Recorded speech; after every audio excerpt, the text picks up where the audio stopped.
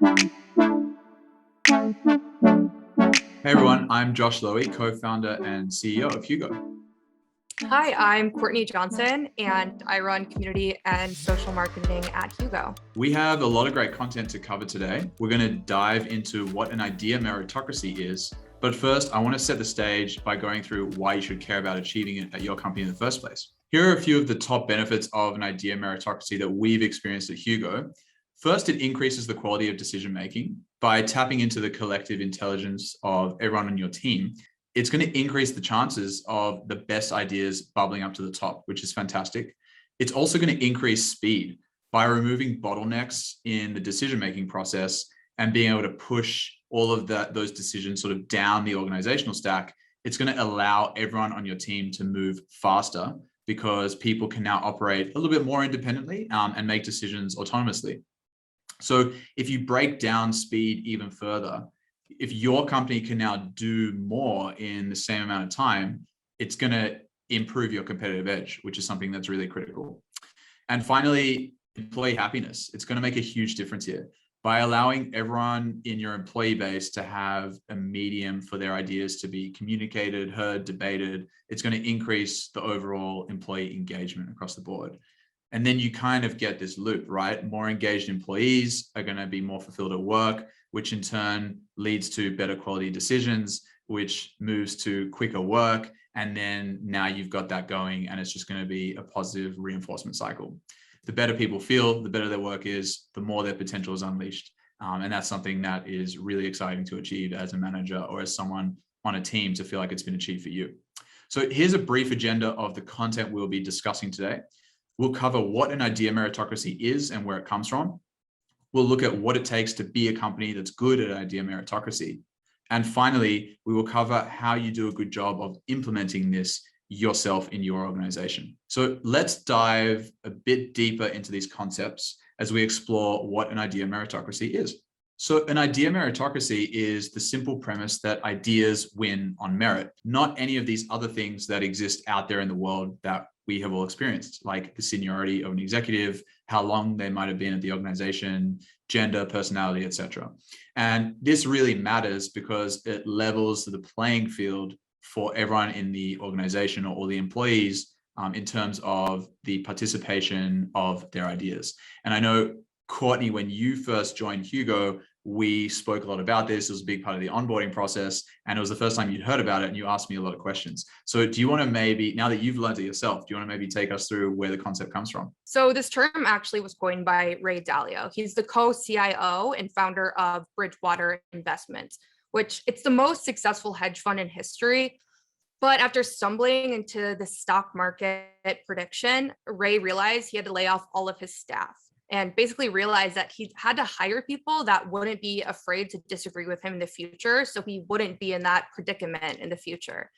In order to do this, he had to create this process that allowed for and resolved disagreements. And he called this process thoughtful disagreement. He said, if you have a system in which you can fight for your arguments and you know that the system is going to be fair, you care more, and that's the competitive edge. Thoughtful disagreement really evolved from this culture of idea meritocracy. So Josh, what do you think it takes to be a company that's good at idea meritocracy? This is a great question. The most important thing you have to do is shift the culture from valuing and following only the most senior person's decisions to a culture of robust debate instead. It may seem like a large task to make that transition, especially if it's deeply ingrained in your culture and all the people joining your company, it may be deeply ingrained in their experience as well.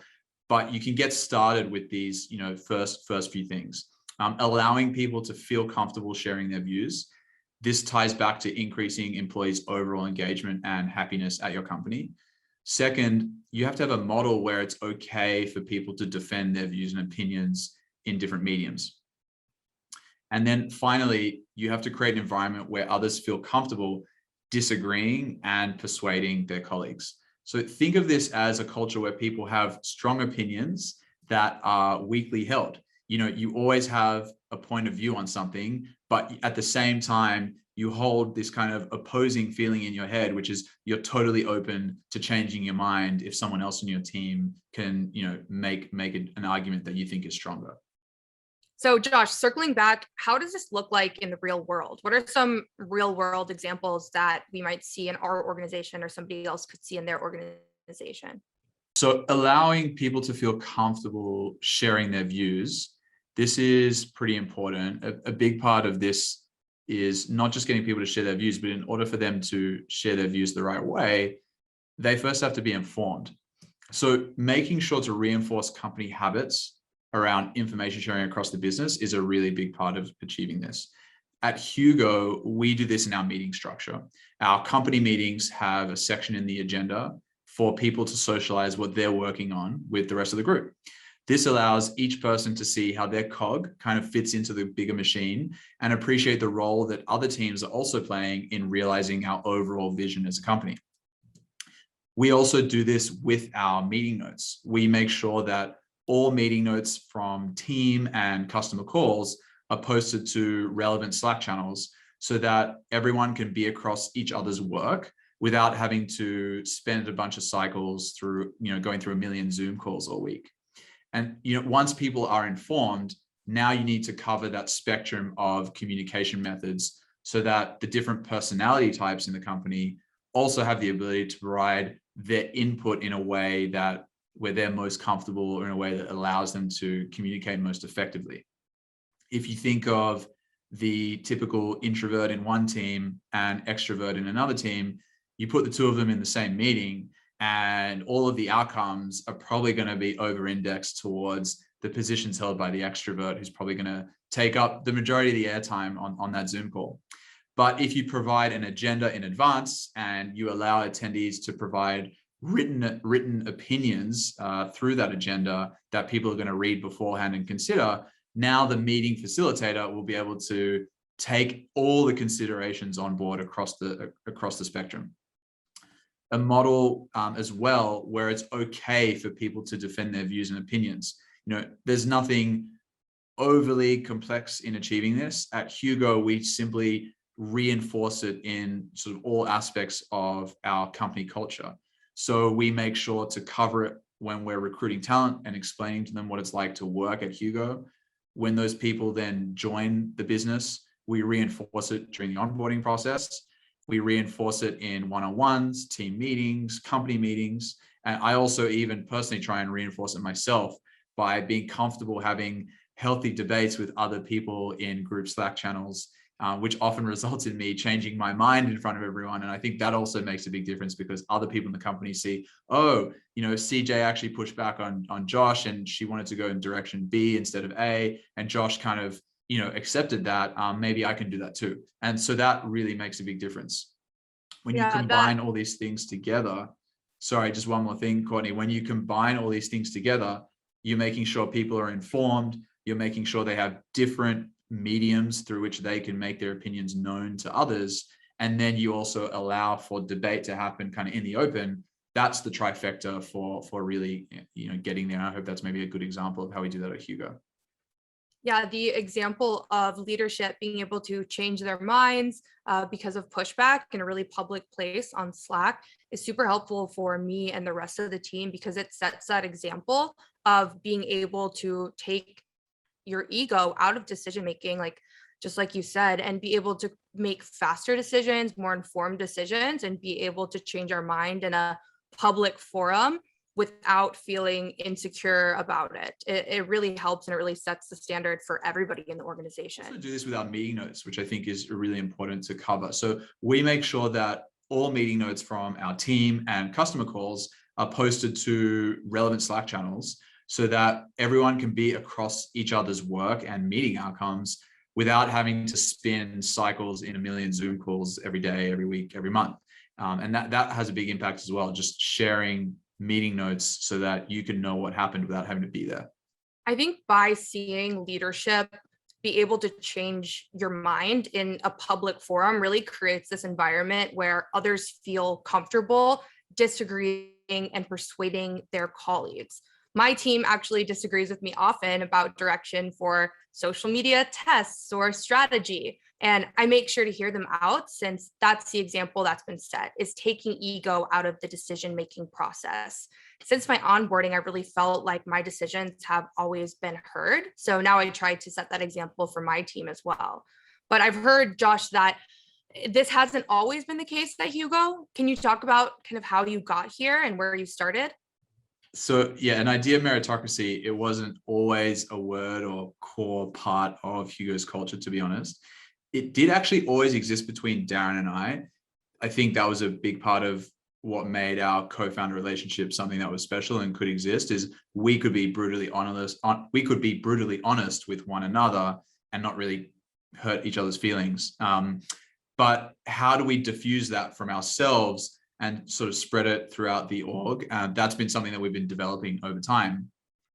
Firstly, we hire for experience. So by bringing people on who are experts in these new areas that Hugo needs to become strong in, they bring great ideas and cycles to the table. It's a little bit cliche to use a Steve Jobs quote, but it's very relevant. He said it doesn't make sense to hire smart people and tell them what to do. You hire smart people so they can tell us what to do. And so we really do try and live that. Secondly, we build trust in decisions and ideas by maximizing sharing. We use a decision log that shows how team members are thinking about and approaching problems, and then obviously how they're making their decisions. This is a great example of increasing speed in your organization, but also when people are able to see the decision-making process in the wild, they're able to have a lot more trust in their colleagues. By working with experienced professionals who we trust, we know they will be able to make decisions that benefit the organization without adding any sort of red tape or bureaucratic drag to the process. And finally, we have cross-functional teams that work really well asynchronously. A lot of our team are on different time zones, and therefore, overlapping tools to work together, share ideas, and stay well connected are really, really critical. These are just a few of the ways that Hugo uses idea meritocracy, and how Darren and I have kind of tried to take that out of our relationship and made it something that's part of everyone's relationship. But overall, we have seen a big difference in working this way, and then obviously getting closer to 100% idea meritocracy as part of our company culture. Yeah, I think the best part of idea meritocracy is it takes away the we've always done it this way. The best idea wins. There's no red tape. There's no old school thinking. We're taking away the we've always done it this way. And there's a lot of room for innovation. In my previous experience, you had to learn to play the corporate game. But in an idea meritocracy, that's really not the case. There's not a game to play. There's not ego and emotions tied up in it. There's just objectivity, which speeds up the process and allows everybody to contribute. There's this, open-mindedness and fast-paced environment that really focuses on achieving goals over optics, which that's how it always should have been. But many good ideas just don't have the process in place to be heard. But with the idea meritocracy, there's this radical transparency and a structure in place that allows you to discuss those ideas and implement those ideas and execute. I think implementing an idea meritocracy really permeates across all aspects of the business because of the culture that it creates. One example of this happening in the company sort of organically, which I think proves that it's working for us, is, every now and then we'll have, like last week, our CTO had an idea for improving the way we store some product data, not to have any sort of performance bearing on the product experience, but to make the data more accessible to our growth team to achieve some of the goals that they're working on right now. And, I didn't ask him to do that.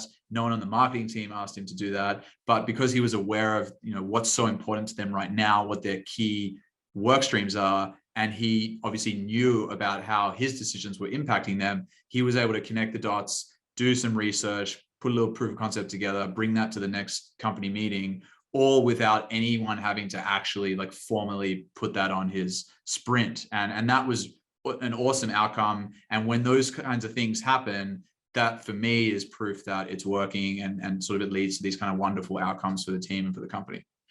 So why don't we recap what it takes to be good at implementing and achieving an idea meritocracy. So again, you need to drive a culture of robust debate and directness. To do this, you need to make sure that people are going to be comfortable sharing and defending their views. And that kind of leads into the next thing, which is you need to drive a culture of persuasion by making people feel comfortable then disagreeing with each other's views and sort of presenting what they think is the best way forward. And without that persuasion element, you won't actually have those ideas winning on merit. So it's the combination of the open sharing and the persuasion that really allows you to get there. So we've covered a few different areas of idea meritocracy, but Josh, do you want to walk us through how to actually implement this? Yeah, so let's get concrete about communication specifically, because you need to provide options here. Just like people have different personalities, they also have different communication preferences. And so you need to make sure that your company is providing all those sort of various types of people at your company with the options that allow them to make their views known in the most effective way. For example, if you compare engineering professionals to marketing professionals, typically, obviously not all the time, but typically engineers are going to be a little more introverted and intrinsic than their marketing counterparts. And so they may prefer to share their views by placing something in a pre-agreed agenda or by sending a Slack message, really anything where there's written communication instead of real-time verbal. So if you only provide that real-time verbal communication, like on a Zoom call or in an in-person meeting, you're going to skew your ideas and sort of underrepresent that side of the business. And actually, this kind of relates to what everyone's forced to be good at right now anyway. By nature of working from home and everyone being distributed, asynchronous collaboration means that you need to be good at written communication. And that should naturally also be something that's going to kind of provide an additional way for people to communicate.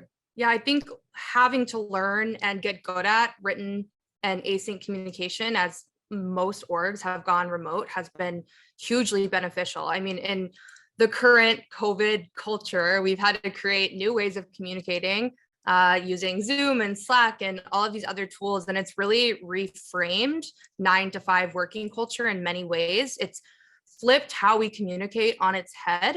One of the biggest benefits to being remote is it's removed some of those power dominant personalities who really excelled in a face-to-face office environment and kind of leveled the playing field a little bit. So like for those who are already predispositioned to shy away from vocal or in-person communication, can have this added hurdle to share ideas. But when companies offer written and asynchronous communication methods or practices, this really equalizes everybody's ideas. So we can begin to bridge this gap with other technologies that connect us and align us, like using written agenda templates before and after a meeting with Hugo, having a place where everybody can contribute pre, during, and post meeting, as well as recording voice or video memos with Loom or Slack for people to kind of digest and respond on their own time, and sharing collaborative notes and documents with Notion or Google or Hugo throughout the working day. And Courtney, I might just jump in to step back on what you were talking about with respect to the, providing those additional communication methods, using written agendas and those sorts of things. Something else I found as someone that's often facilitating a meeting is you get this typical situation where a decision needs to be made in the meeting and the leader of the meeting says, okay, so we're going to go in this direction. Anyone disagree? And no one says anything. And then you're like, cool, we're going in that direction. I try and wait a little bit after the meeting because often I'll find that some of those people that may disagree, they don't want to say it in the meeting, but they'll ping me a DM on Slack afterwards, or they'll send me a Loom video afterwards saying, hey, I actually really don't feel comfortable about this direction and here's why. And so I'll kind of just set a little bit of delay sometimes on those to give some of the people that were in the meeting but less vocal time to get hold of me and share their views afterwards as well. We've mentioned before, idea meritocracy is a big part of our company culture and how we work at Hugo. But what I haven't touched on is it's also a big part of how we think about and shape the product. So by integrating your calendar and meeting docs together in Hugo, it's really easy to actually start a templated agenda in advance, seamlessly share that with the attendees, typically my team members. And then now they have the opportunity in the product to contribute to the agenda beforehand and even after the meeting. And that in and of itself brings a new form of asynchronous collaboration and sort of leveled medium of communication between the different participants, which we've touched on. So yeah, we've covered how to level the playing field with different communication styles, but I think there's other discrepancies that come in too. For example, I've worked in mostly male-dominated organizations and industries my whole career and have had so many experiences in the past where, the playing field wasn't leveled in meetings. My ideas were essentially shut down, or I was going into meetings as the only female, kind of just being dismissed automatically, especially if it was with clients or people outside the organization. But with meeting prep, I can give my thoughts beforehand. Everybody knows who it's coming from. Everybody has the idea to contribute equally. And the playing field is truly leveled from the beginning, even before the meeting starts, which carries over and permeates into the entire culture, creating a culture of an idea meritocracy and your ideas being heard, but also promoting diversity in your culture.